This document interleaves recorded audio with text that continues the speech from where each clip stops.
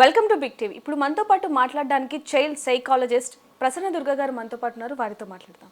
నమస్తే మ్యామ్. నమస్తే మేడం, ఈ రోజుల్లో చూసుకుంటే మదర్కి ఫాదర్కి మధ్యలో గొడవలు పెట్టేది పిల్లలే అని చెప్పొచ్చు.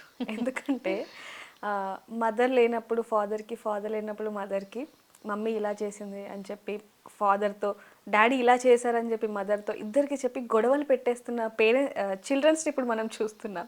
అసలు ఎందుకని వాళ్ళకి అలాంటి థాట్స్ వస్తున్నాయి అంటారు? చిన్న చిన్న పిల్లలు. జనరల్గా ఇది ప్రతి ఇంట్లోనూ జరిగేదే. 2 years 3 years ఉన్నప్పుడు పిల్లలు అమ్మ కొడితే నాన్న దగ్గరికి వెళ్ళి అమ్మ నన్ను కొట్టింది అని చెప్పినప్పుడు 1 year 1.5 year ఉన్నప్పుడు కూడా పిల్లల్ని ఏమన్నా అవునా అమ్మని కొడదాం పదా, అమ్మ ఎప్పుడు ఇలాగే చేస్తుంది, అమ్మమ్మకి చెప్దాం అమ్మ సంగతి, ఇలా అంటూ ఉంటాం. అది ముద్దుగానే ఉంటుంది, సరదాగానే ఉంటుంది, అంతవరకు ఓకే. కానీ కొంచెం పిల్లలు పెద్దవాళ్ళు అయ్యే కొద్దీ అలా అమ్మ గురించి నాన్న దగ్గరికి వెళ్ళి కంప్లైంట్ ఇస్తే తండ్రి ఏమని చెప్పాలి? నువ్వేం చేసావు, అసలు అమ్మ ఎందుకు కొట్టింది అని అడిగితే అది మళ్ళీ రిపీట్ అవ్వదు. అవును. పిల్లలు ఏదో చెప్పారు కదా అని ఓవర్గా రియాక్ట్ అయిపోయి చిన్నతనం వరకు బాగుంటుంది, 2 years 3 years వరకు. తర్వాత దాన్ని కొంచెం కంట్రోల్ చేయాలి. లేదు అంటే ఇప్పుడు చాలా వరకు డివోర్స్ పిల్లల వల్ల అవుతున్నాయి కేసెస్. సో అలాంటివి కూడా చూస్తున్నాం మనము. చిన్నతనంలోనే అది కంట్రోల్ చేసుకోవాలి. అవునా ఎందుకు కొట్టింది, నువ్వేం చేసావు, మనం మాట్లాడదాం, అంతవరకు ఓకే. కానీ అవునా కొట్టిందా చెప్తాను అమ్మ సంగతి, ఈ డైలాగ్స్ ఇంక అక్కడి వరకు ఆపాలి. అంటే వాళ్ళకి అవునా ఏం చేసింది అని చెప్పి వాళ్ళకి ఒక మాట యాడ్ చేస్తే వాళ్ళకి అదే అలవాటు అయిపోయి పెద్ద గొడవల వరకు తీసుకొస్తున్న పరిస్థితి కనిపిస్తుంది. అండ్ వాళ్ళ లైఫ్లో కూడా ఇది ఇంపాక్ట్ చూపిస్తుందని చెప్పొచ్చు. డెఫినెట్గా. అయితే ఇంకోటి చూసుకుంటే మేడం, ఇంటికి ఎవరైనా చుట్టాలు వచ్చినప్పుడు పేరెంట్స్ చెప్తూ ఉంటారు మాట వినట్లేదు, తినట్లేదు, ఇష్టం వచ్చినట్టుగా చేస్తున్నాడు అని. కానీ ఈ రోజుల్లో అది రివర్స్ అయిందని చెప్పొచ్చు. అంటే పేరెంట్స్ గురించి పిల్లలే కంప్లైంట్ ఇస్తున్న పరిస్థితి. దీన్ని ఎలా చూడొచ్చు అంటారు? ఫస్ట్ వాళ్ళకి ఎమోషనల్ సపోర్ట్ అనేది ఇంట్లో దొరకట్లేదు అన్న ఫీలింగ్లో ఉన్నారు పిల్లలు. అంటే వాళ్ళు చూపిస్తున్నా కూడా వీళ్ళు తీసుకోలేకపోతున్నారా, లేకపోతే నిజానికి లేదంటారా? అర్థం చేసుకోకపోవడం అయి ఉండొచ్చు, లేదంటే కంప్లీట్గా అసలు ఎమోషనల్ సపోర్ట్ అనేది ఇంట్లో లేకపోయి ఉండొచ్చు.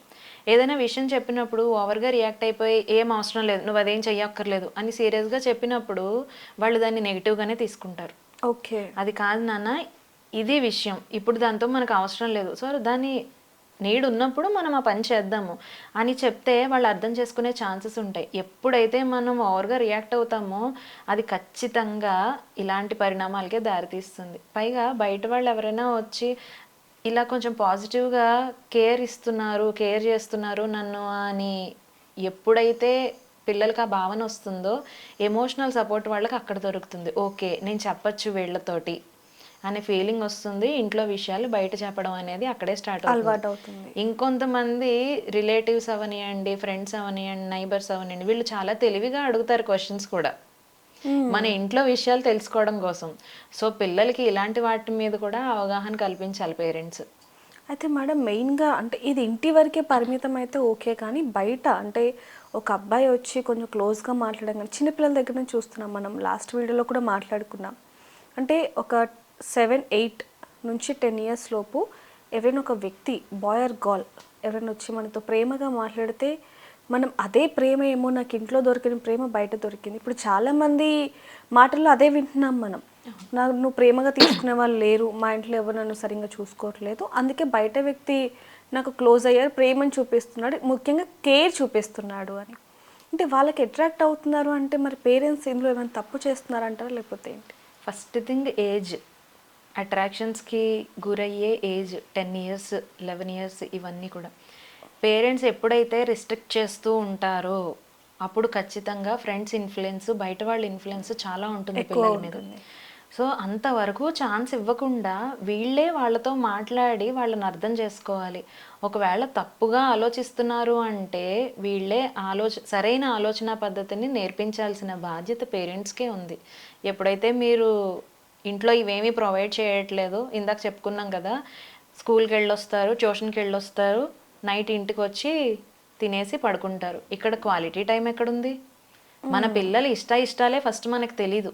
వాళ్ళకి ఏది ఇంట్రెస్ట్, ఏ గేమ్ ఇంట్రెస్ట్, ఏం చేయాలనుకుంటున్నారు వాళ్ళది అనేది మనం బయట వాళ్ళకి సలహాలు ఇస్తాం, ఫ్రీ అడ్వైజులు మనం అడగకుండానే. మీ పిల్లలకి ఇది ఉంది మీరు చూసుకున్నారా, ఇలాంటివి కొన్ని మన చుట్టుపక్కల వాళ్ళు చెప్తూ ఉంటారు. సో అలాంటివి ఫస్ట్ మానేయాలి. అయితే మేడం ఇక్కడ ఇంకోటి చూసుకుంటే మనం లాస్ట్ వీడియోలో కూడా ఇవి చాలా మాట్లాడుకున్నాం, కానీ అసలు పేరెంట్స్ పిల్లలతో ఎలా ఉండాలి, ప్రేమగానా కేర్గానా? రెండు కూడా ఎట్ ఏ టైం అనేది ప్రొవైడ్ చేయాలి. ఎంత ప్రేమగా ఉంటామో ఆ ప్రేమని, కేరింగ్ని కలిపి చూపించడం చాలా అవసరం.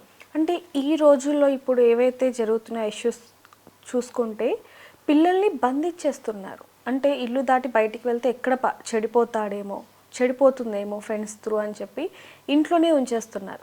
ఆ 4 గోడల మధ్య పిల్లల ఎదుగుదల అనేది ఆ బాబు లైఫ్ మీద చాలా చూపిస్తుందని చెప్పొచ్చు. దీనికి సాల్వ్ ఏంటి? ఇలా 4 గోడల మధ్యనే పెరిగిన వాళ్ళకి ఫస్ట్ సోషలైజేషన్ అనేది ఉండదు. మన చిన్నప్పుడు చూడండి, ఊరంతా మనకు తెలిసిన వాళ్ళే ఉండేవారు. మన వీధి అంతా కూడా చుట్టాలే అయి ఉంటారు. అలా బాబాయ్ అత్త అందరినీ పిలుస్తూ అలాంటి పాజిటివ్ ఎన్విరాన్మెంట్లో మనము పెరిగాము. బట్ ఇప్పుడు ఇంట్లో ఉన్న రిలేషన్స్నే ప్రాపర్గా మెయింటైన్ చేయలేని పరిస్థితి. బిజీ లైఫ్ అయిపోయి అందరి వల్ల అందరూ బిజీ లైఫ్లో బిజీ అయిపోయి ఇంకా రిలేషన్స్ అనేవి ఎక్కడ కూడా లేవు. ఫస్ట్ కమ్యూనికేషన్ లేదు ఎవరికి. కమ్యూనికేషన్ ఎక్కడైతే ఉంటుందో అప్పుడే అండర్స్టాండింగ్ ఉంటుంది ఏ రిలేషన్షిప్లోనైనా. ఓకే, అంటే ఇలాంటి వాతావరణంలో పెరిగిన బాబుకి ఎలాంటి ఇష్యూస్ వచ్చే అవకాశం ఉంది అంటారు? ఎప్పుడైతే ఇలా ఐసోలేట్ అయిపోతూ ఉంటారో పిల్లలు, దాని నుంచి బయటకు రావడానికి చాలా టైం పడుతుందండి. సోషలైజేషన్ అనేది కంప్లీట్గా ఉండవు. వేరే వాళ్ళతో కమ్యూనికేట్ చెయ్యాలి అంటే చాలా ఇబ్బంది పడుతూ ఉంటారు. బయటకు వెళ్ళి మాట్లాడుకోలేకపోవడము, వాళ్ళకి కావాల్సిన పనులు కూడా డైలీ లైఫ్లో వాళ్ళు చేసుకోలేరు. బయటకు షాప్కి వెళ్ళి ఇది తీసుకురా అంటే కూడా తీసుకురాలేరు. సూపర్ మార్కెట్లోకి అయితేనే వెళ్ళగలరు, ఎందుకంటే అక్కడ బేరాలాడే ఛాన్సెస్ లేవు కదా. అక్కడ ఎంత ఉందో అంత పే చేసి తీసుకురావడమే తప్ప ఒక ఫ్రూట్ కొనుక్కురా, ఈ ఫ్రూట్స్ తీసుకుని రా అని చెప్తే వాళ్ళు బయటకు వెళ్ళి తెచ్చుకునే జనరల్ నాలెడ్జ్ కూడా ఉండదని చెప్పొచ్చు. ఉండదు. సోషలైజేషన్ అనేది చాలా అవసరము. మనం పిల్లల్ని బయటకి తిప్పుతున్నా కూడా మన గైడెన్స్లో ఉండి ఇది అని అర్థమయ్యేలా చెప్పుకోగలగాలి. అంటే ఇప్పుడున్న రోజుల్లో పిల్లల్ని ఫ్రీగా వదిలేయాలి అంటారా, లేకపోతే కొంచెం కట్టడి చేయాలి అంటారా? ఫ్రీగా వదిలినా కూడా పేరెంట్స్ అనేవాళ్ళు మానిటర్ చేసుకోవాలి.